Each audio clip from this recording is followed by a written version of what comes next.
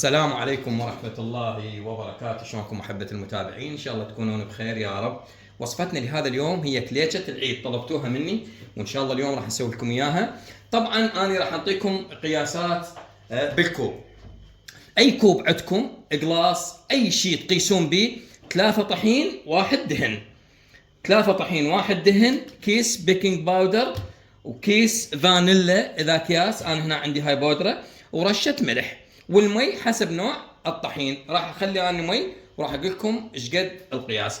هسه عندي انا هذا 15 قلاص طحين، خليت له 5 قلاص دهن. هسه راح نعجنه بالعجانه وشوفوا شلون طريقه عجنه.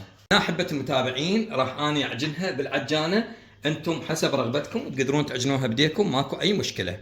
احبه المتابعين نضيف هاي ملعقه طعام ملح، ونصف ملعقة طعام فانيلا كريستال. انا هذا عندي مال معامل، انتم تقدرون تحطون 4 كيس مثل هذا فانيلا. هسه هذا عندي هنا 4 كيس بيكنج باودر كله اضيفه.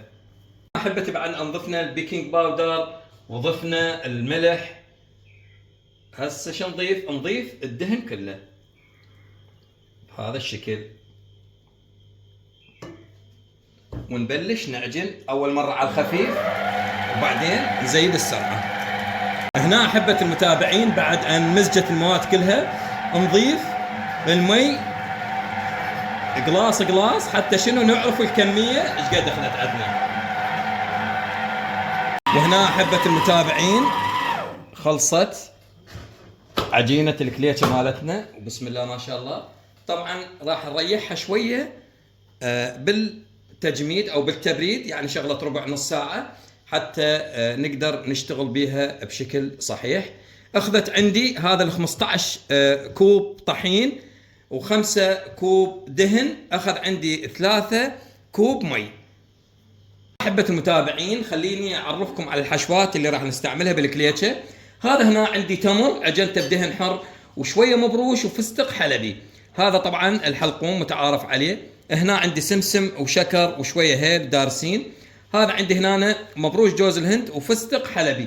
هذا هنا عندي زبدة الفول السوداني ومبروش جوز الهند. هي هاي حشواتنا، وانتم اي حشوة تعجبكم تقدرون تحشون بيها. وهسه ان شاء الله راح نطلع عجينتنا ونحشيها وتشوفون ان شاء الله الكليشة. هنا حبة المتابعين طلعنا تقريبا ربع ساعة اخذت عندي، خليتها بالتبريد. شوفوا بسم الله ما شاء الله عجينتها رهيبة. هسه راح اسوي وحدة قدامكم.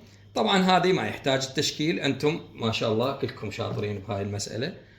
هنا عندي بهذا القالب خليه،